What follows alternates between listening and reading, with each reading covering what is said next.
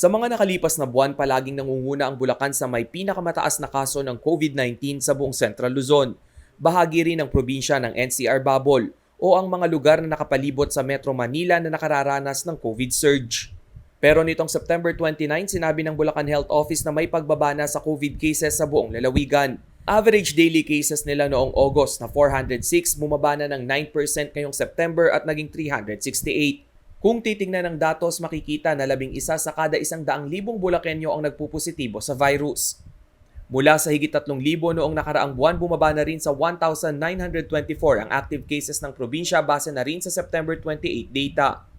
77 naman sa mga kumpirmadong kaso ay pawang mga Delta variant, subalit isa na lamang umano dito ang natitirang aktibo. Paalala ng Provincial Health Office, dapat pa rin ipagpatuloy ang vaccine rollout at mga itinakdang health protocols upang mas gumanda pa ang COVID situation ng Bulacan. Pero dito po sa 1,924, 523 pa ang naka-admit sa mga ospital, 241 ang nasa quarantine facilities at 1,160 ang naka-home quarantine.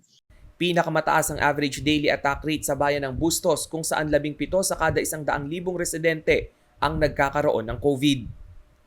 Aminado naman ng Provincial IATF na may ibibilis at igaganda pa ang sistema ng pagbabakuna upang mas makontrol na ang pagkalat ng coronavirus disease. By October, starting October 1 ay magsisimula na pong magkaroon ng mass vaccination ang mga kabataan.